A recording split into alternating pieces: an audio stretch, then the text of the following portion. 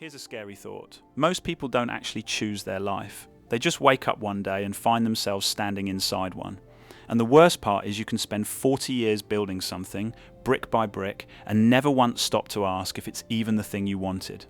Let's fix that today, while there's still time. Nobody wakes up one morning and decides to build a life they hate. That's not how it happens. It's sneakier than that. It happens by drifting.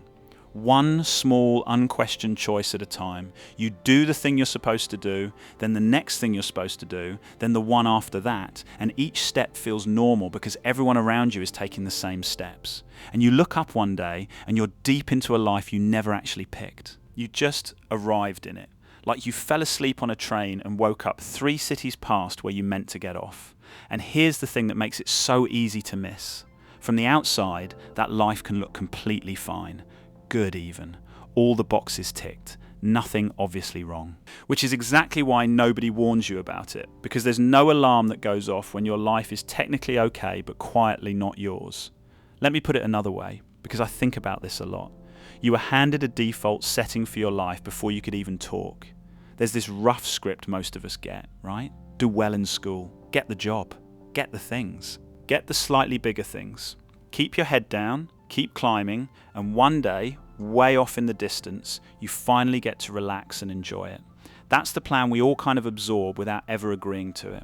And most people run that script their entire lives without reading it once, on autopilot. Never pausing to ask the most obvious question in the world, which is, hang on, do I even want this? Is this my plan? Or is it just the plan that was in the water when I got here?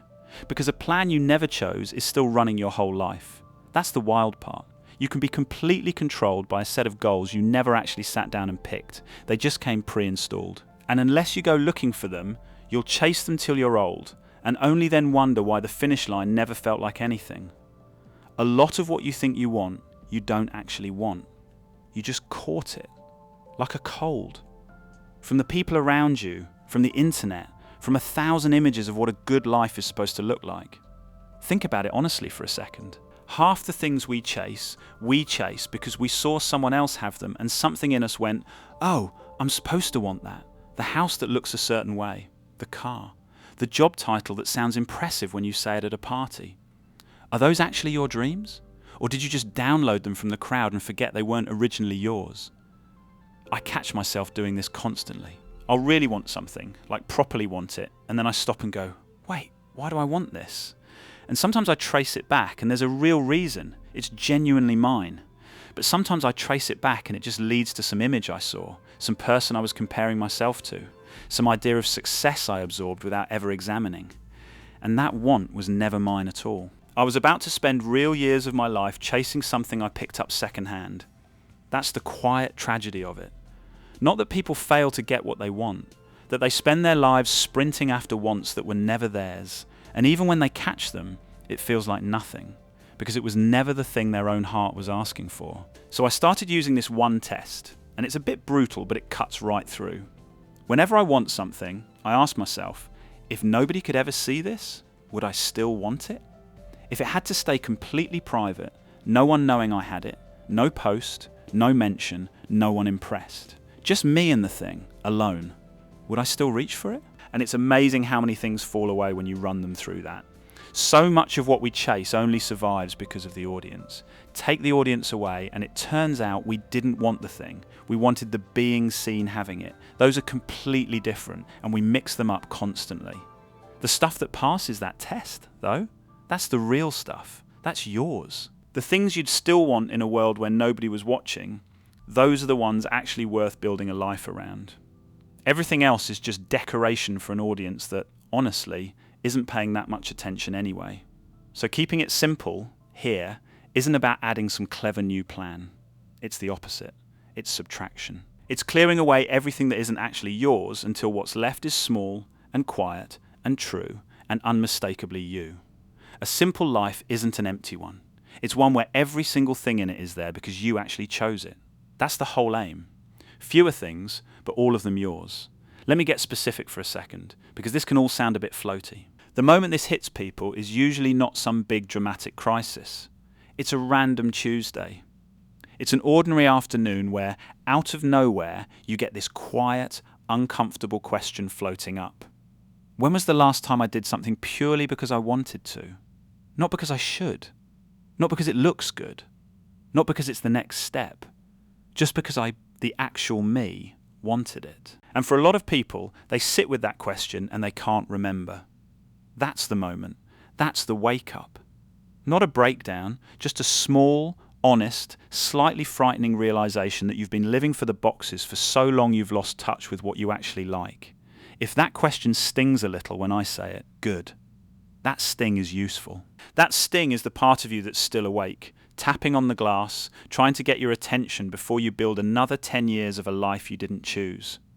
Now let me be fair, because it's easy to hear all this and feel bad, and that's not the point. The reason we drift into the wrong life isn't that we're weak or stupid. It's that choosing your own life is genuinely hard and a little scary. The default script is comfortable precisely because you don't have to think. Someone already wrote it. You just follow along, and if it doesn't make you happy, well, at least you were doing the normal thing, the approved thing, the thing nobody could blame you for. Choosing for yourself means risk. It means maybe wanting something the people around you don't understand.